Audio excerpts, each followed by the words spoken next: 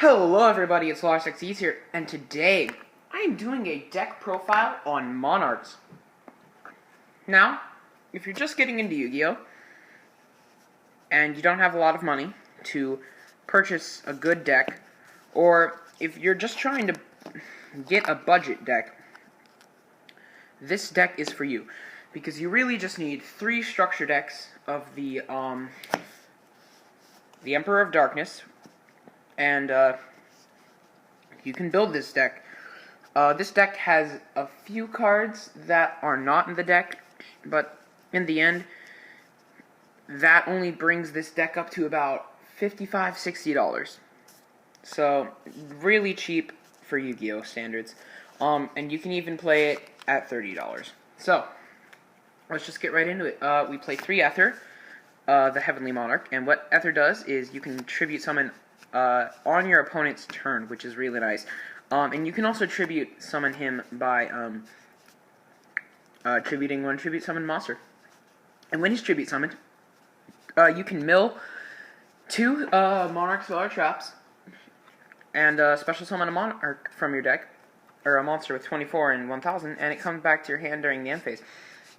So it's really good because you get to search out a Monarch or Vanity's Fiend, and it's just overall a really good card, especially because it's got 28. Next up, we play 3 Erebus, the Underworld Monarch. And this guy is really evil. Because you can, well, all the Monarchs, you can, Mega Monarchs, you can tribute with 1 monster that's been tribute summoned already. But you can mill 2 Monarch Spell or Trap cards. And you get to shuffle 1 card from your opponent's hand at random into the deck. Now this is a huge advantage because being able to just ditch one of their cards really fast is just huge. And this guy's also tribute fodder for Caius because he's dark.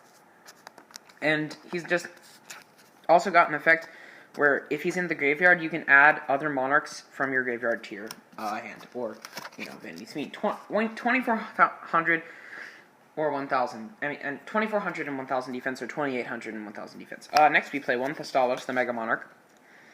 This guy's great because when you summon, you just get to look at your opponent's hand and drop a card. That's really amazing. Just being able to do that is awesome.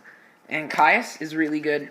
Caius the Mega Monarch. He's sitting at about 25 here, and he's a huge, powerful card. I packed this guy a while ago, before Monarchs were big. And when he's summoned, you banish a card on the field, and it never gets to come back because it's banished.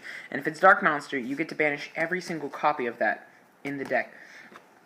So you get to just destroy things.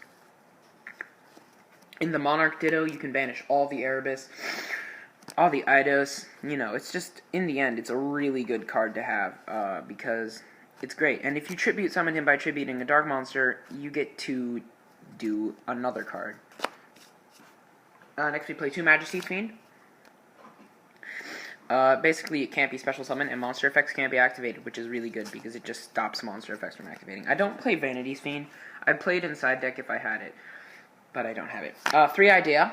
Idea is just great because he's got the ability to search out Eidos and special summon him, and then Eidos gives you another special summon, and when he's sent to your graveyard, you also get to add a banished Monarch Spell or Trap card back, which is great because you get a lot of banished cards. 2 Eidos because he clogs at 3 a lot. Basically, when he's special summoned or normal summoned, you get another tribute summon in addition to the original tribute summon you got. And you can banish him and special summon Idea from your graveyard, so in the end, he's a really good one because he's also dark, so he helps for Mega Caius. We play 1 regular Caius. He comes with the structure deck as well. The only cards so far that don't come with the structure deck that I've shown are Mega Caius, Mega Thestalos, and Majesty's Fiend. But this guy is great because you just get to banish a card when you summon, and if it's a dark monster, you inflict 1000. Yeah, it's just great. And we play 1 Landreaux, the Rock Vassal. Just because you can special summon him and flip one of your opponent's cards face down. It's really good because you just get to you just get to get an easy monster on, and it's great. Now we play 3 Pantheism of the Monarchs. This card's insane. This card's insane because it's a pot of greed for Monarchs. You send a Monarch spell or trap from your hand to the graveyard, and you get to draw 2 cards. And then you get to banish this card from your deck, and you reveal 3 different, not even 3 different, you reveal 3 Monarch spell or traps, and your opponent gets to choose one. So you can choose 3 of the same trap, or you can choose 2 and the searching card. And it's really just insane. Because you also get it back with Idea. Then we play 2 staples that bring out Idea. They aren't in the deck. Reinforcement of the Army and 1-for-1. 1-for-1, you drop a monster from your hand to the graveyard, special summon a monster from your hand or deck, which is just great. It's got to be a level 1, though. It just gets Idea on fast. And then Reinforcement of the Army adds Idea, 1 level 4 lower warrior type monster. Next up, we've got 3 Domain of the True Monarch. Those didn't come with a structure deck, by the way. These 2, they didn't come with a structure deck. I got these. Domain of the True Monarchs lets you reduce your Monarch's level by 2 in your hand, one of your Mega Monarchs, which is really good because normally, since they're level 8, they take 2 tributes, but when they become level 6 or 5, they get to come out for 1, which is nice. And all Monarchs you control also get 800 attack when they attack, but the real purpose of this card is because your opponent can't special summon from the extra deck if you control a tribute summon monster, and it just stops everything you ever wanted to stop.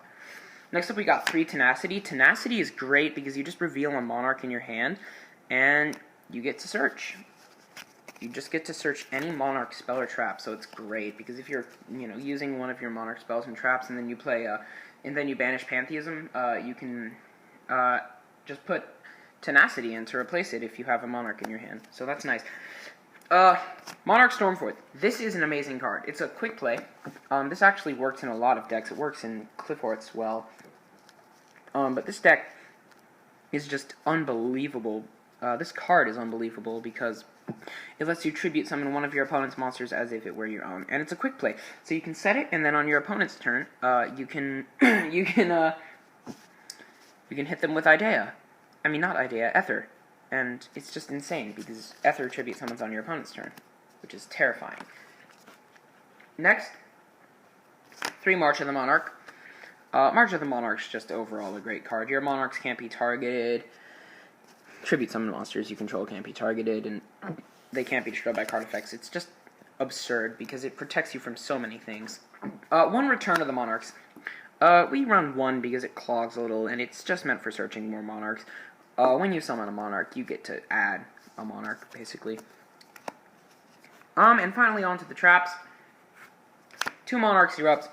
As long as you have a tribute summon monster on the field, your opponent's monsters cannot activate their effects. All effects are negated, except for tribute summon monsters. This is absurd. It's insane, because it just stops so much. And finally, 3 Prime Monarchs. Prime Monarch is, Prime Monarch's really good because, you get to, you can target 2 Monarch spell traps in your graveyard, you shuffle them back into the deck, and then you get a +1, which is already nice. And then you get to just ridiculously special summon this guy as a trap, if he's in your graveyard by banishing another Monarch spell or trap card, and then he's fodder for tributes. But the thing about this deck that I really like the most is that it's extremely budget because you don't run an extra deck with this. Because most of the cards, they're bad if you don't use an extra deck. Like here, you can only activate this if you don't have any cards in your extra deck. And Monarchs are really good right now. They beat Pepe, which was the top deck, but it kind of got killed. But yeah, that's basically my Monarch deck profile. I picked this up at YCS Atlanta for, like I said, $55 because I traded for the Stalos and 1-for-1 and stuff. But overall, it was a really good pickup in my opinion. I really like it, and it's a matchup I really wanted to learn for a while, because my Cyframes are difficult to deal with Monarchs, difficulty dealing with Monarchs. But if you're ever thinking of like getting into Yu-Gi-Oh, or you just don't have any money to buy good decks, this is definitely the deck to pick up, because like I said, you can pick this deck up for a minimum of $30, and it's really good. not this deck. You can't pick up Caius, Thestalos, 1-for-1, and Reinforcement, but you can basically pick up everything else for $30 because you run 3 of each of these guys. But yeah, that's basically all for this deck profile, guys. If you enjoyed, do leave a like and subscribe. Maybe post a comment down below if you want to see another deck profile soon. Thank you all for watching. This is Walrusxyz signing out.